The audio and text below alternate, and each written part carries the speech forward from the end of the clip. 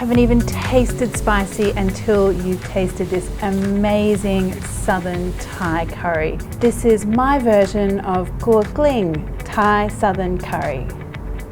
Khua kling.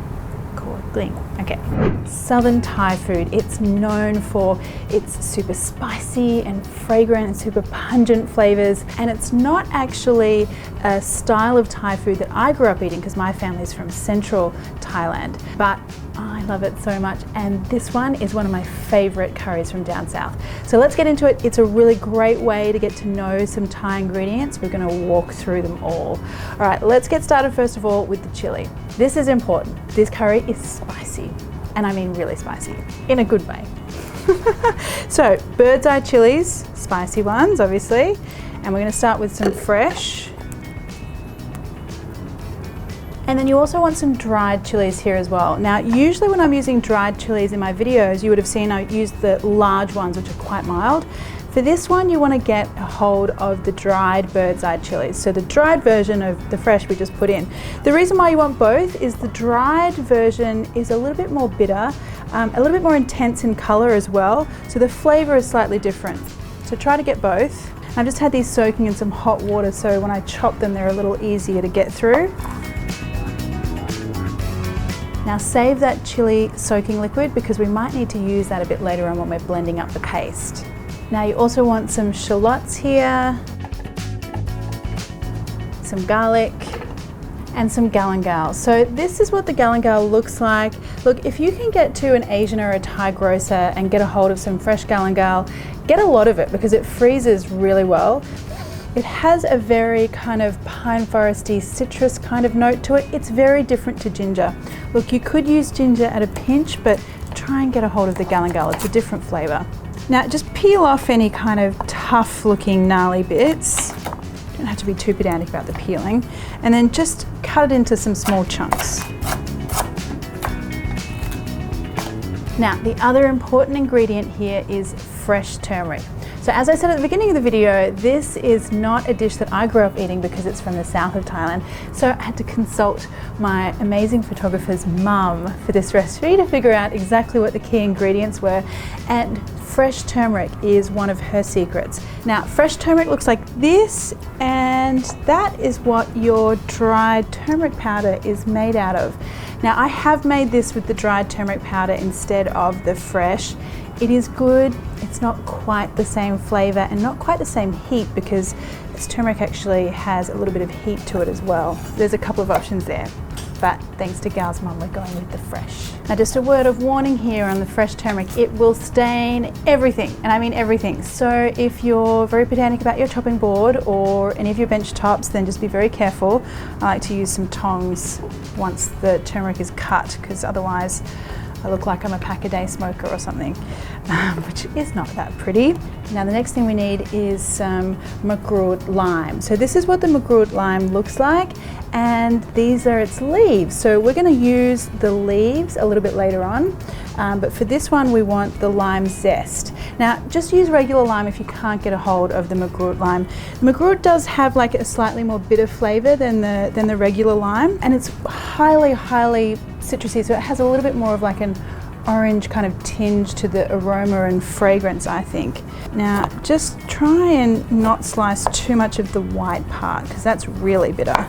Now my mum reckons, funnily enough, that you should slice the lime and you can put the lime juice from this one in your hair, and it makes for a really nice kind of conditioning treatment. I'm not really sure about that. I haven't tried it, but feel free to try it if you'd like to.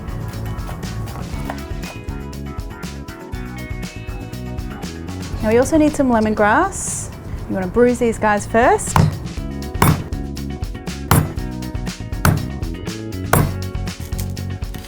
Just peel off that outer layer. It tends to be a little tough and it doesn't really blend up very well. And then finally slice. Now my next ingredient is shrimp paste, and this is a really funky ingredient, I'm not going to lie. What I recommend is getting it straight into whatever you're cooking. Don't go around smelling it too closely. I don't mind the smell, but I do find that some people are quite put off by it. But please try to add it if you can, because it adds an extra an extra amount of seasoning and umami flavor that you don't get just specifically from salt. Now the other secret ingredient I managed to get out of our photographer Gao's mum, and that is black pepper. So we want a really decent amount of black pepper. This dry curry really should have a lingering burn. So the chili gives you the burn, fresh turmeric gives you the burn, and pepper gives you the burn. Now a pinch of salt, and then start blending. Now if you have a look in here, this is commonly what happens when you're using a blender or a food processor to make your curry paste instead of the traditional mortar and pestle. So you can see that things are looking chopped, not looking very pasty.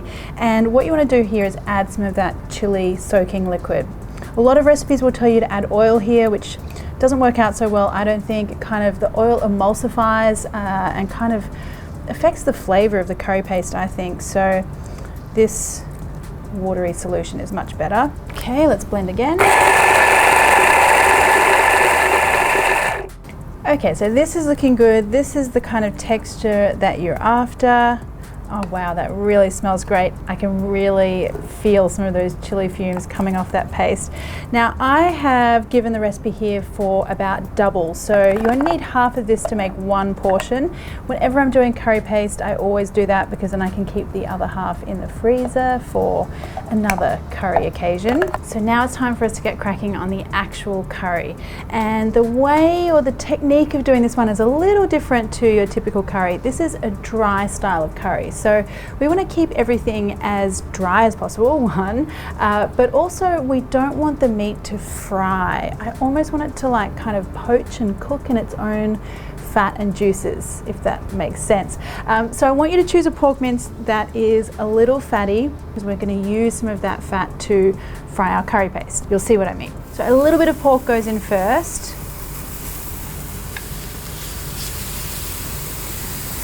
I just want to wait until I can see a little bit of juice and fat coming out of that pork. If your pork is very lean, you could add a little bit of oil here. Now add in about half of that curry paste. Start mixing that through. So what you don't want here is for that beautiful curry paste to burn. I just want the barest kind of sizzle as that's heating through. Now once that paste has had about a minute or so to start sort of releasing its aromatics and beautiful oils and flavors, now we can add in the rest of the pork.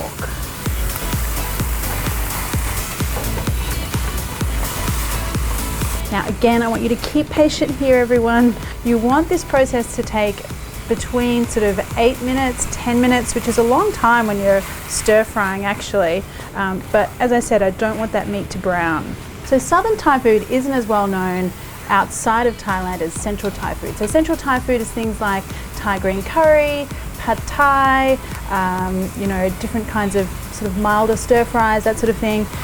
Whereas the southern Thai food, which is really spicy and really pungent, just doesn't seem to spread out as much, doesn't spread its wings as much outside of Thailand, which is such a shame because it's beautiful, beautiful style of cuisine. My pork is almost cooked. I'm going to get going with a few little extra bits and pieces here. And now the all-important seasoning part. Now you want some fish sauce here. Add a little bit to start with because you can always add more, but you can't take it out. And then a little bit of palm sugar as well. If you can't get palm sugar, some brown sugar is fine. Now the lime leaves we were talking about earlier, this is where we want those. Just pull out the stem. The stem is really tough, so we don't want to eat that. Now just roll that up and then finely slice.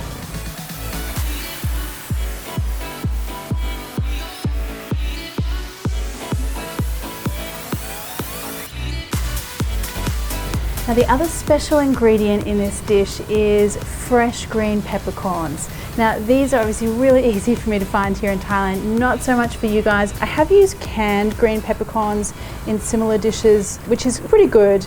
You could actually at a pinch leave them out as well, but if you can get a hold of them, man, they have such a beautiful pop of heat. They're really something.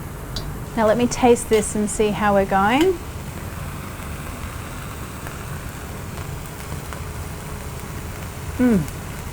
Wow, that flavor and that spiciness, whoa, is so amazing. It's like a big punch of fragrant. You can taste the galangal, you can taste the turmeric, you can taste the fresh pepper, you can certainly taste the chilies. Now I am going to add a little bit more fish sauce here.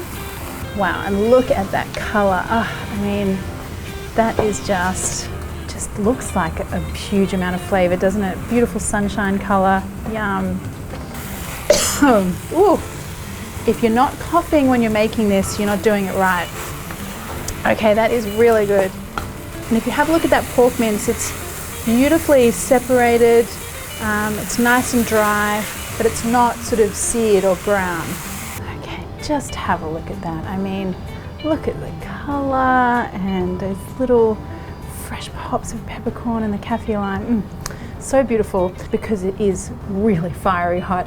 The way to serve it is to put some cooling elements on the side. So you always usually have some cabbage, raw cabbage, and then these are Thai snake beans. You could use regular green beans as well. Just pop those on the side there. And what you would do is have your steamed rice, some of that really spicy pork, and then in between spicy mouthfuls, you have a little bite of your beans or your cabbage. And that kind of cools your palate down in between fiery mouthfuls. Talking about fiery mouthfuls.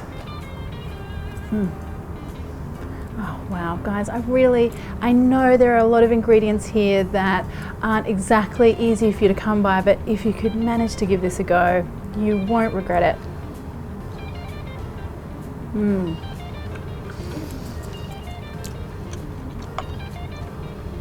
What's really great, it's like the chili releases endorphins. Kind of makes you a bit hypo, a bit happy. That's my experience anyway. That is the magic of a Thai curry paste, is all of those big flavors producing something so beautiful and amazing at the end. This is really magic. And hot, very hot. Woo.